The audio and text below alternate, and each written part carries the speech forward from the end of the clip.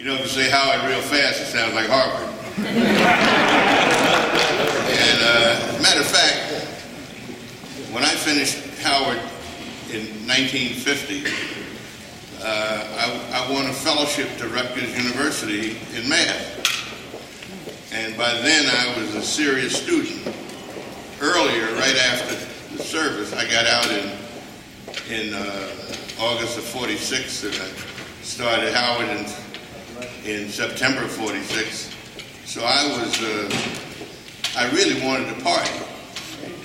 In fact, for a year and a half, my motto was, don't let your education interfere with your recreation. I became a mathematics major. And I did sufficiently well that I won this fellowship to Rutgers. At the time, I was living in Trenton, New Jersey. And I'd ride the train from Trenton to New Brunswick. And I really worked hard. And one night I stayed up half the night working on a problem, got what I thought was the correct answer. And I went to class, and I went to the smartest person in the class, of course, was a woman. And I said, "You get the answer number 2?" She said, "Yeah, pi over 3. I said, "That's what I got." And then as sort of an afterthought, I said, "How long did it take you?" She said, "About 20 minutes. Then I knew. I came home and I said to my father, I said, "Pop, I'm going to drop out. This is not for me." He said, "But what are you going to do?" I said, "I don't know, but I know what I'm not going to do." So now, meaning no disrespect, brother, but I decided to go to law school because you don't need to be too smart to be a lawyer. There are lawyers,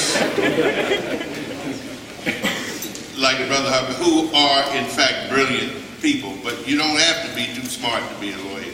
People just think lawyers are smarter than other people, but they're really not. At least I'm not.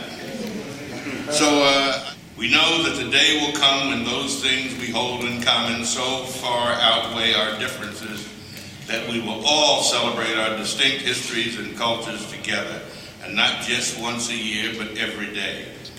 Sad truth is, however, that that day hasn't yet come. There are those who, having endured great hardship and suffering in hopes of a better life for themselves and their families, have found unemployment lines and food kitchens instead of the opportunities that they envisioned. There are those who, despite our pride in being a nation of immigrants, have been met with suspicion and discrimination. And it's our duty as citizens of this great nation to do better. Some of us here today have been called history makers, which just really means that we're old. And we go back a few years. Some say back before indoor plumbing and automobiles. Maybe not that long, but certainly before black people in this country could eat in the same restaurant with white people or vote in an election. We've come a long way since then and have seen a lot of things, but none of us really expected to see the day when the people of this country would elect an African American to the highest job in the land.